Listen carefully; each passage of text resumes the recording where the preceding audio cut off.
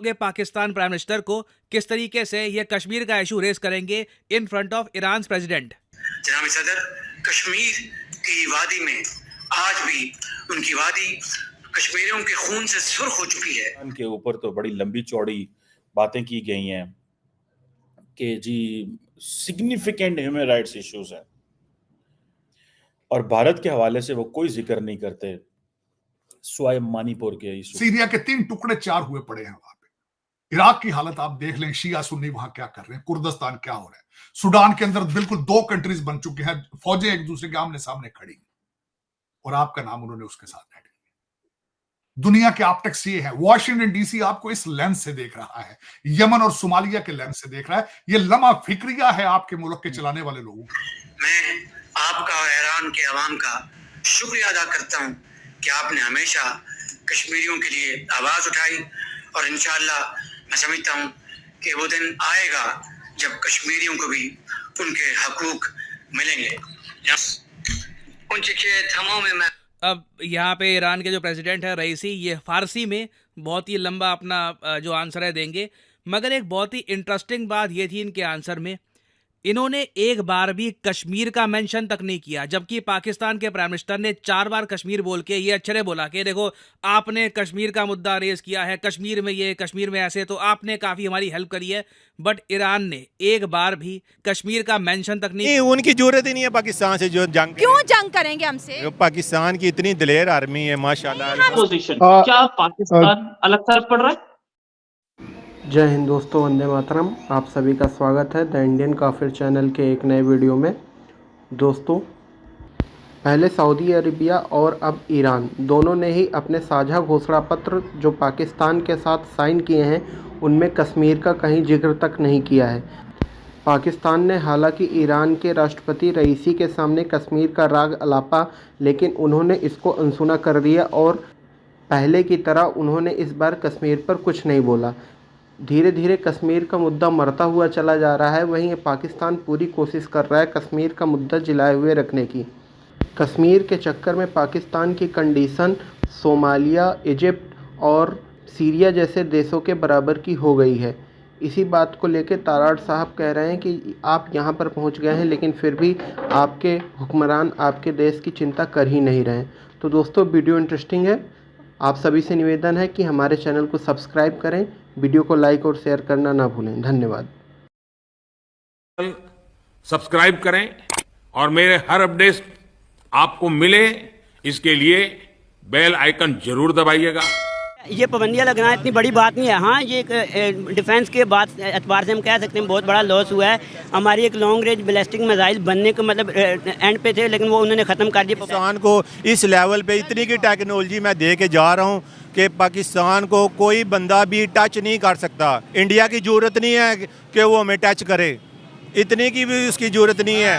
अगर वो इंडिया आएगा तो हमारे जो मुजाहिदीन ऐसे आंखें निकालेंगे उसको। पाकिस्तान को कोई झटका भी नहीं मिला है। पाकिस्तान को आईना दिखाया जा रहा है। दुनिया की कंट्रीज आज उसे वो आईना दिखा रही हैं जहां सच्चाई से उसे फेस करना पड़ेगा।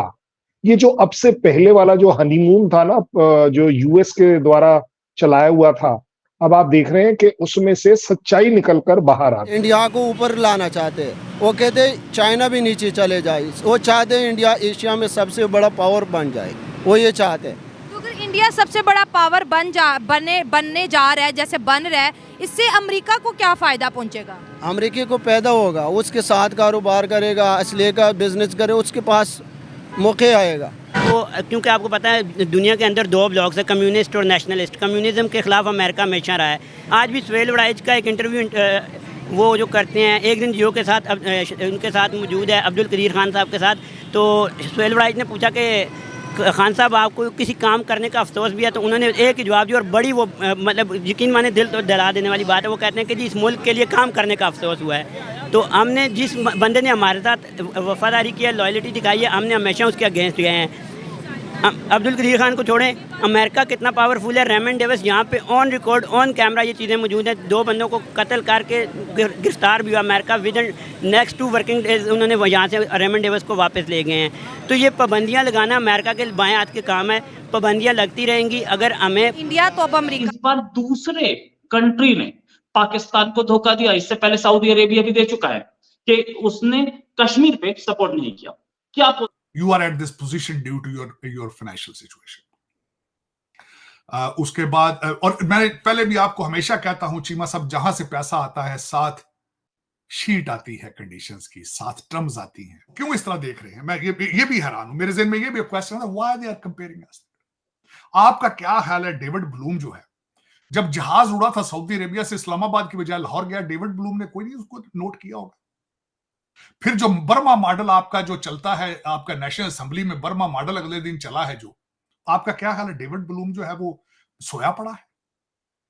आपका क्या ख्याल है चीमा साहब कि जिस दिन अगले दिन कौमी असेंबली के अंदर आपने बाजे बजाए हैं, डेविड ब्लूम ने ये चीजें नहीं देखी होंगी?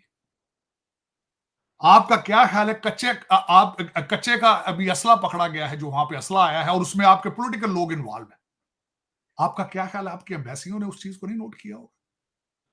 क्या इस वक्त उनको ये नहीं पता कि आपकी जो रूलिंग एलीट है वो टैक्स मैं हैरान हुआ, ये मैं पता नहीं क्यों नहीं इन चीजों के ऊपर जोर देता। पीआईए में तो इंटरेस्टेड है वो, लेकिन ये क्यों नहीं कहते कि आपके रूलिंग एलीट टैक्स नहीं देती है? तो वो अमेरिका के कहने के बावजूद हमने एटॉमिक पावर हम बने, क्योंकि हमारे पास इंडिया हमें तब आंखें दिखाता था। लेकिन ये पाकिस्तान ने अब्दुल कदीर खान, तब अमेरिका ने तो हेल्प नहीं की, अब्दुल कदीर खान ने हमें बताया ना कि हमने एटॉमिक पावर बने, तो तब अच्छे साइंटिस्ट, अच्छी टेक्नोलॉजी हम खुद भी डेवलप कर सकते हैं और इंशाल्लाह करेंगे। उनके पास द सो कॉल्ड जोकर मुस्लिम कार्ड, इस जोकर कार्ड को ये पता नहीं कौन सी गेम में ये हर जगह लगाने के चक्कर में है, और आज की दुनिया वो वाली नहीं रही। अब दुनिया के इंटरेस्ट बदल गए हैं, दुनिया की प्रायोरिटीज बदल गई हैं, दुनिया रियलाइज करती है, मुस्लिम ब्लॉक अपने आप में स्प्लिट है, इस बात को रियलाइज करते हुए कि religion is a very good thing, but it is not the only thing in life. Religion से बढ़कर है काफी चीजें, देश आपका रिलीजन से बढ़कर है। हर कंट्री आज ये रियलाइज कर रहा है, और हर कंट्री इंटरनेशनली अगर आप इवैल्यूएट करें, किसी भी कंट्री को ले लीजिए, यूएस को चढ़ता सूरज माना जाता था या सूरज ही माना जाता था, इसलिए आपने सडनली देखा कि ये वही यूएस है जो इंडिया के लिए कहां एक टाइम बोल रहा था कि हम किसी को वीजा नहीं देंगे और करेंगे, और बाद में आप देखते हो कि किस तरीके से वो इंडिया के प्राइम मिनिस्टर को ट्रीट करता है, जिस तरीके से वो गले मिलते हैं, जिस तरीके से ट्रंप साहब अपनी इलेक्शन रैली में स्पेशली मोदी साहब को बुलाते हैं वगैरह। बेसिक जो फैक्ट है, अब हर कॉर्नर पर अब आप देखते जाइए, इंटरनली पाकिस्तान में टेररिस्ट मर रहे हैं, ये आईना दिखाना है। और कोई भी कंट्री, क्योंकि उनका तो कहना है कि भाई यूएस को सब कुछ पता होता है, आईएसआई को सब कुछ पता होता है, चाइना को सब कुछ पता होता है, वो तो उन्हें कुछ बता नहीं रहे, because they all are realising कि ये जो कुछ हो रहा है ये ह्यूमैनिटी के लिए अच्छा हो रहा है। ये इंटरनल बात कर रहा हूं। आ गई बात पॉलिटिक्स के ऊपर। पॉलिटिक्स में आपने देख लिया कि इमरान खान साहब कहां से कहां पहुंच गए, क्योंकि जस्ट उनको सडनली याद आ गया कि India is not a good partner, what a loss. India ने आउट ऑफ वे जाकर भी जो चीजें करने की कोशिश करी, आपने देखा कि उन्होंने किस तरह से उसके अगेंस्ट बोला, अगेंस्ट काम किया, वो कहां पहुंच गए। आज ईरान के साथ भी उनका एग्जैक्टली वही हाल है कि ईरान ये नहीं बोल रहा, ईरान का एक प्रेसिडेंट रईसी साहब वहां विजिट करने जा रहे हैं, इससे बड़ा ऑनर क्या हो सकता है पाकिस्तान के लिए? डिप्लोमेसी पॉइंट ऑफ व्यू से मैं बात कर रहा हूं, it's a very big diplomacy.